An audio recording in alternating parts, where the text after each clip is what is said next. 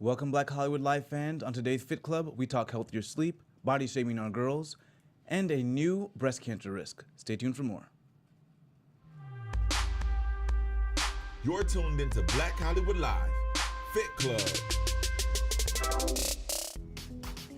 All right, you guys, welcome to Fit Club. This week it's just Shaka and I. Yeah, just we us. left the girls back home. we had a Maybe nice next little time. party. We had so much fun Yeah, last it was week. a I good really time. enjoyed. Hopefully you guys enjoyed too.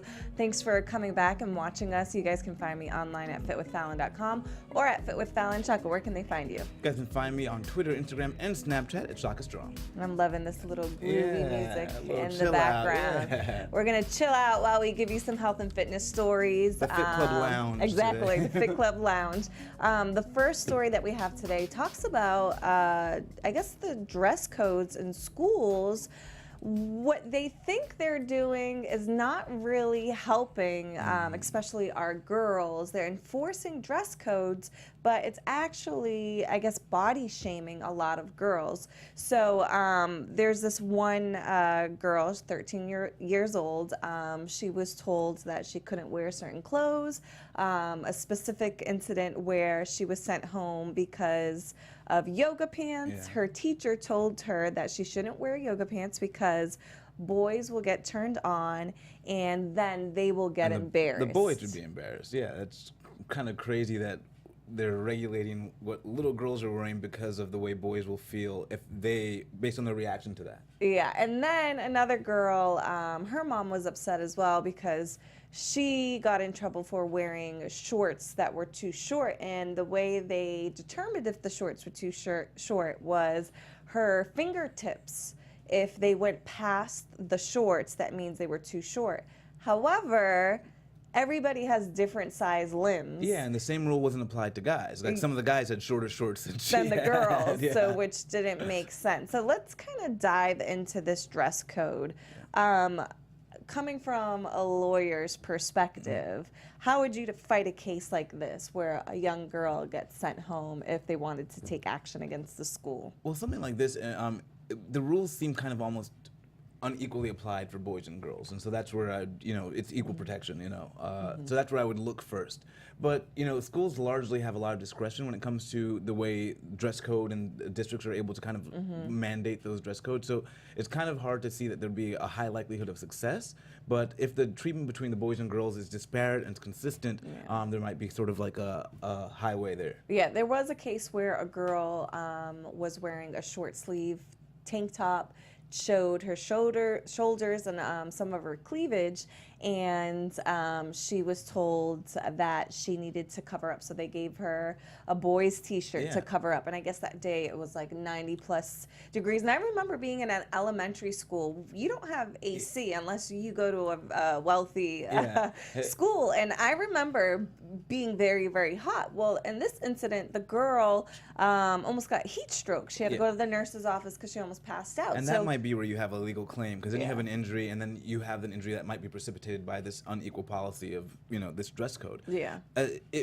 We now, as we're older, we always talk on this show about just kind of things that are present for us now, but you forget that a lot of the things that make us insecure about our bodies or lead to weight gain later on in life, they start that young. Yes, they do. Yeah, and so it's really, I think it's a critical area we need to target, is the messages we are sending to little girls and little boys as well. And it is a thin line. I understand too where the school systems are coming from. They want, you don't want girls focusing on, because I can see it two sides. You don't want girls focusing on, especially when you're starting to bloom and develop, feminine curves. A lot of girls will look towards the magazines and look on these TV shows and they think, okay, I need to wear, smaller shorts or tighter shirts or show some cleavage. So I get it. The schools want their girls not focused on showing off their body parts. They want them focused on their curriculum. Yeah. However, I can say, being a curvy girl, it's very hard to, for instance, I'll never forget, my old friend, who we went to high school together, she could wear a skirt, a little dress, short skirt, and it was fine because she had no hips, she had no butt, she was very small chested. Poor girl. I hope she's So not listening. you know, she had long legs, Yeah. but she had no curves. So as a result, yeah. I would borrow that dress from her, and I would get catcalling, boys whistling, and the teachers giving me the side eye. But we literally wore the same dress. Yeah. It's because I have bigger hips, I have bigger legs, and you know, they would joke that that was my bag 'em Jesus dress. Like if I showed up to church in that dress, I would bag Jesus. Oh my God. But you know, it made me upset. Like, oh, I got to think twice before I put on my wardrobe. Because I have curves. And then it even, you know, not even just in the school system, but the airline. What airline was it? One of the girls got kicked off the plane because she had yoga pants on, and it's just like, where do we draw the line? I had the same thing. For me, just I've always been very muscular, and so when I wore tank tops, it was, hey, you're showing off. What are you doing? I mean, it was like positive but very negative because I felt very embarrassed because I wanted to go to school, wear what I wanted to wear, and not be called out because of what I was wearing. People were wearing tank tops left and right, but skinnier guys just were wearing a tank top. Yeah. Whereas when I wore one, it was like, you're showing off, and I just always like to fly under the radar, so I had to stop wearing them. Oh wow, I never thought it from the male perspective. Just for me, because I just felt like, man, I don't always want to hear about my body when I go to school. Yeah. And so I stopped wearing them. But it does affect the way you go about your day and your life in general. Yeah. Do you think the school systems, you know, to make it more streamlined, do you think they should just enforce uniforms for all schools? I do. At the same time, I don't know if we were such fans of uniforms growing up. When you're in it, you don't want to wear a uniform. It definitely makes more practical sense now, but I think that might be the best way to go because it's a way to kind of equally apply everything to everyone. And because you have a 13-year-old girl who's more developed than the other, but it's not fair that one gets to wear what they want and and the other one doesn't. I agree with it too. I think all the school systems, I know in New York, my nieces and nephews, they now have to adhere to wearing uniforms because even all the public schools, you have to wear uniforms now. I like it because it sets the child up to learn, you know, this is what's appropriate. So when they do get a professional job, they know, I feel like, okay, I know when I work in a gym now, but when I worked in corporate America, there was a certain way that I had to dress, and you know, I guess you know how to, and I feel like it's just your job is to go to school, so I feel like you should dress accordingly. Yeah, and in all the articles I've seen, and even just anecdotal evidence, whenever they talk about girls' dress code, it's always in relationship to boys. But why are we not now focusing on the message that we're sending to our boys and saying, look, this is how you treat females, regardless of what they're wearing. This is how you respect them. And so it won't be such an issue that she's wearing something a little bit shorter than her fingertips, as long as you know how to treat the female respectfully. It kind of reminds me of when I lived in Dubai. Out there, everybody's mostly Muslim, so you had to cover up. And I remember going to the store and I would wear tank tops and they would tell me, hey, we'll deliver your food to you. We don't want you coming to the store in a tank top. And I had a hard time dealing with it because I felt like, you know, you should be able to control yourself when you look at a woman, you know, but again, that was their religion. That's the way they were brought up. You know, women are supposed to cover up. But I feel like you said, we should be able to, you know, treat our boys in a way they can respect girls and not look at them in a certain way, regardless even of if what they they're saw wearing. some, you know, leg or arm or cleavage. And so it bothers me that there's not some sort of like, here's reprimand for the boy. Not reprimand, but just here's part of the curriculum in our in this maybe sex ed class or a class that's like, you know, that an ethics class. Like that should be a focus of how do we now teach our boys to treat women respectfully regardless of what clothes they're wearing. And then maybe we still also have a tight dress code as well. But we still help with both problems. You guys out there watching, let us know what you think. Do you think that all schools should be streamlined and wear uniforms, or do you think girls should be able to wear whatever they want when they want? And I kind of like if I ever have a daughter, I'm gonna maybe she'll be Muslim because I like the whole head to toe. That's like a good covered head to toe. Well, what about the boys? Are you not gonna make the boy cover up? Maybe part of my double standard. I think that if all men were kind of given that lesson early in life to treat women respectfully, then I probably wouldn't have such a double standard. All right. Our next story that we have for you today is healthiest ways to improve your sleep. Now, I found this article very, very interesting because it says that there are 1/3 of Americans suffering from insomnia. So that's about 108 million people who suffer from not getting enough sleep. And a lot of you out there, or those who are taking sleeping pills, they're really hazardous to your health. They're almost as bad as smoking a pack of cigarettes a day. Isn't that crazy? They also cause infections, especially those, who are elderly, or even if you are addicted to them or take them a lot when you get older, you can potentially get dementia from them.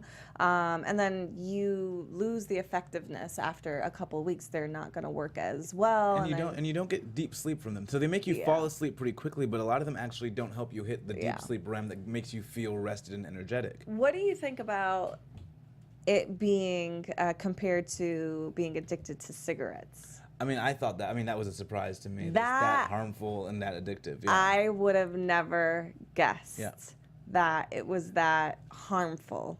But I know there are alternatives out there. There's the natural, what do you take? Melatonin. Melatonin, things like that. And I know even my cousin, her son has, he has not ADHD. He has a couple things that he has a hard time falling asleep, and they even allow him, being a child, take melatonin because it's natural. And it's not as strong as these sleeping pills. What I loved about this was the best way to get better sleep was exercise. Yes. And it was, 2.5 hours a week, and about, two and a half hours of cardio a week, and 2.5 hours of strength training a week. That's it. So you're looking at 4 to 5 hours a week, strength training and cardio. And I can definitely attest the days that I work out hard, I sleep, I crash, I hit the bed, and I'm out at night because I know it takes all the energy from you, and it gives you energy during the day, but for me, it just helps me put me to sleep a little bit easier at night. And it helped people with sleep apnea, which is huge. That is huge. Sleep apnea, like you stop breathing in your sleep, and people have died from it. But I think it helps with sleep apnea, and it said also in the article that usually people who exercise who have sleep apnea, they tend to are be overweight. They're obese. So, if you have sleep apnea and you're obese, you start to work out, it's going to help you lose weight, and then in turn probably help you sleep better as well. And the crazy part was because they did a study where they compared people with sleep apnea to those who just dieted, those who used exercise and diet, and those who used just exercise. And just exercise alone helped the sleep apnea. So it's just like it can certainly help regardless of the diet or what else is going on. I love that exercise can be a prescription for so many things, even including getting better sleep at night. Yeah, and it also helps you with restless leg syndrome, which I didn't really know what it was until I read this article. Oh, you didn't know? Yeah, so for those listening out there, we've all seen that ad. It's basically when you have itching or burning or involuntary movement of your legs or other parts of your body. And it's crazy that exercise really actually helps improve that. I think I get restless leg syndrome every time I'm on an airplane. I cannot sit down. My legs are like jumping all over the place. I wish I could sleep on an airplane, but not so much. Yeah.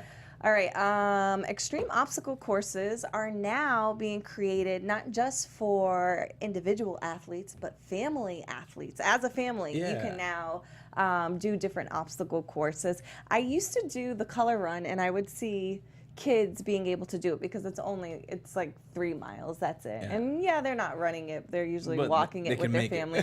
But I love that even these more intense courses like the mud runs, like Spartan race. I would be a little afraid for my child to do Spartan, but I think Spartan you need to be 13 years old they have older. They have a Spartan Junior. Yes, the junior. So all the major races, the big mud runs, Spartan race, they all have, you can either do them as a family, the normal race, and they also have junior versions of their races, which I love. So it's getting the kids involved in fitness, especially during the summertime. A lot of times it's hard to work out as a family. And I think it's so important to teach your children the importance of working out, and to do it in a family setting. It's setting the example. Hey, we're working out too. We're not, a lot of times, parents will be like, okay, you're gonna sign up for this and do this, but they don't partake of it. And we all know that you need to lead as an example, when you are a parent. So I love that you know, it includes the entire family, and they're making it an event. And I know I will be doing this when I have my little babies running around. I think this is something that I will definitely Got them have crawling my kids. underneath barbed wire. Right. And then too, it's almost like, I mean, I've taken my nieces and nephews to parks now. Yeah. And I'll tell you, it's like a freaking Spartan race.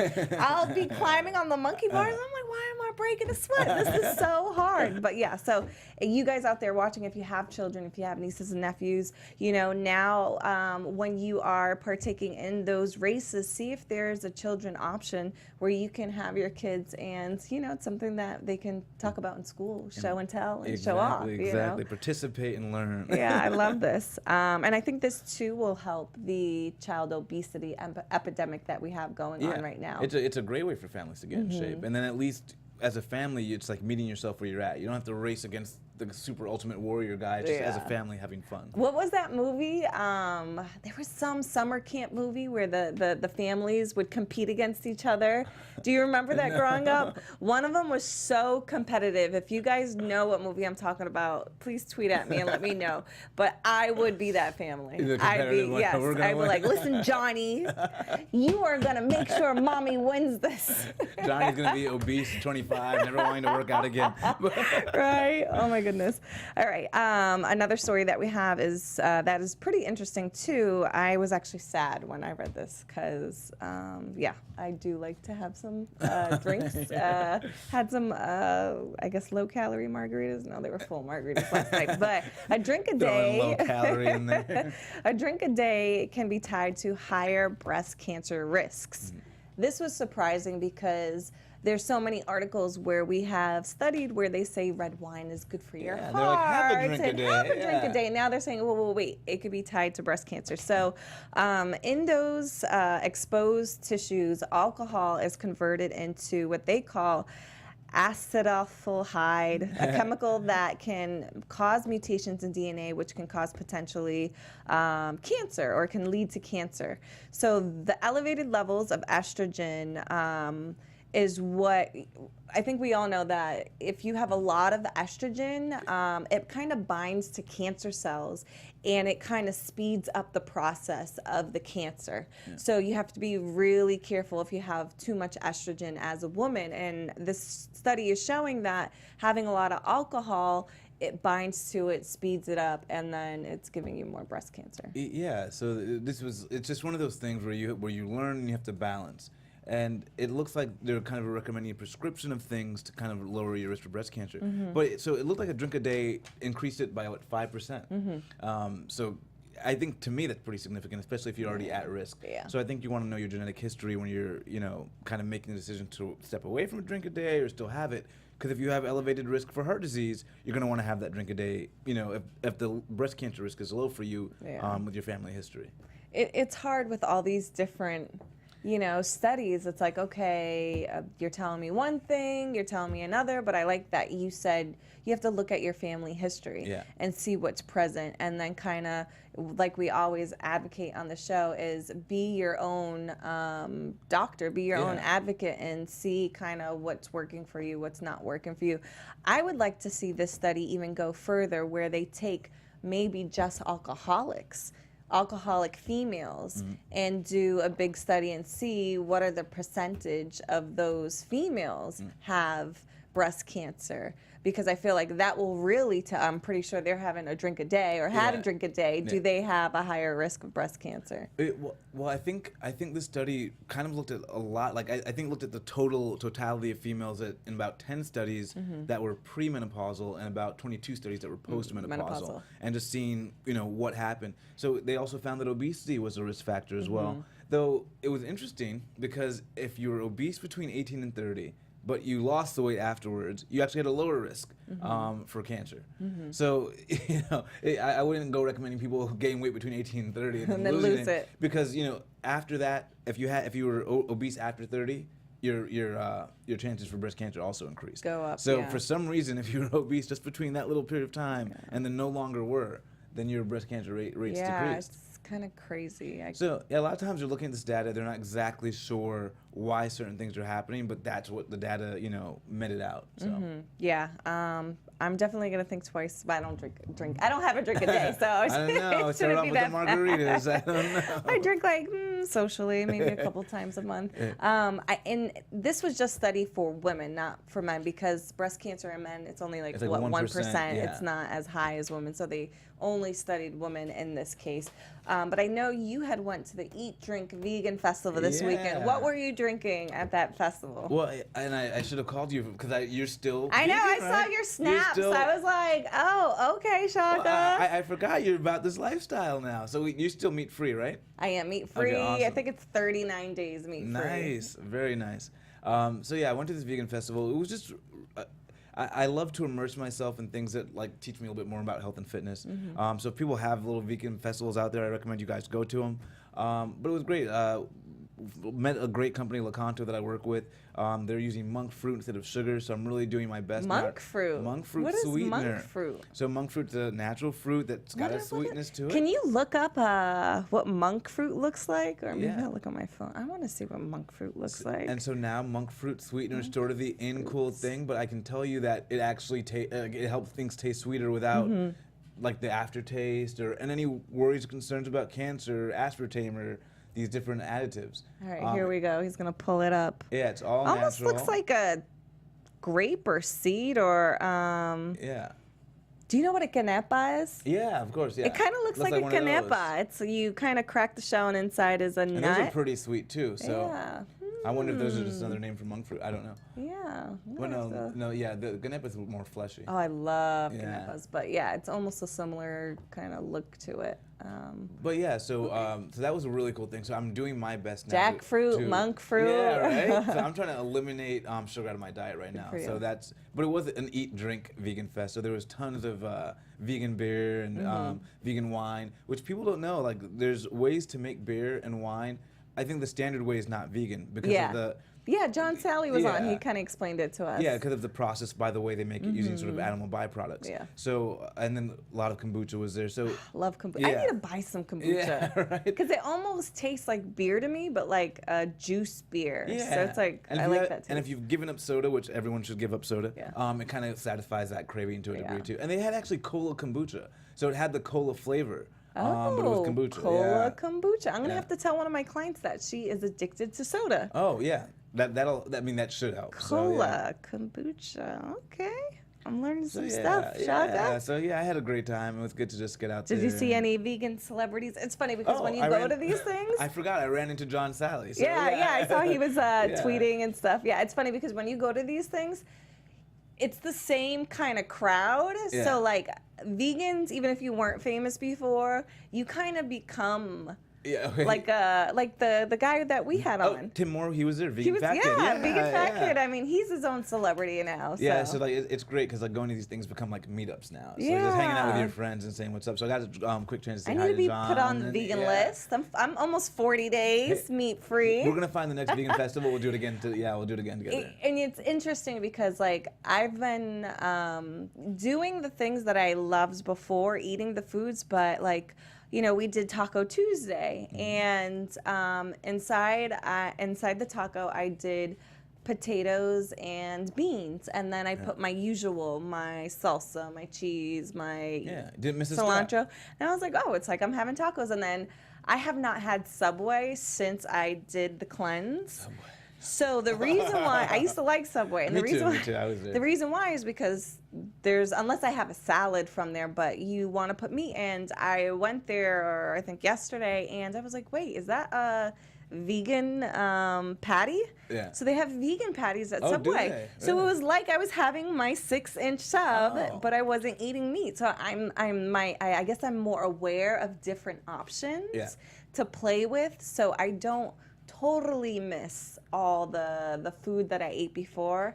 But it's interesting, and that's why I feel grateful that I live in California too, And you have because so I'm many pretty options, sure if yeah. I went to Subway in Worcester, Massachusetts, there's no They'd vegan be like, well, options. that'll be there in 6 months or another year. Yeah, exactly. But yeah, the thing I like about being vegan, or even if you went vegan for do a vegan Monday or something like that, it really makes you pay attention to what's in your food. Oh, So yeah. whether or not you still decide to have that food, okay.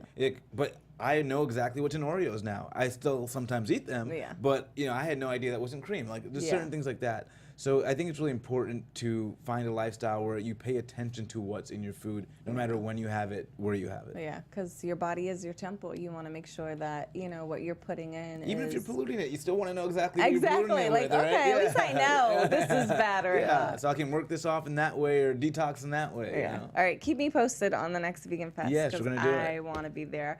All right, you guys. Thanks for tuning in.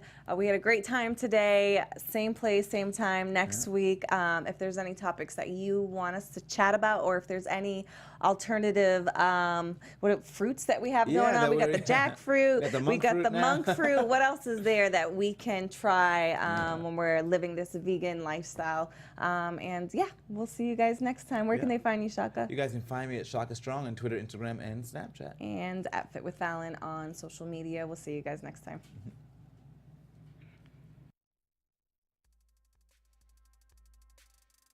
From executives Keven Undergaro, Dario Kristen, Tiana Hobson, and the entire BHL staff, we would like to thank you for supporting Black Hollywood Live, the first online broadcast network dedicated to African American entertainment. For questions and comments, contact us.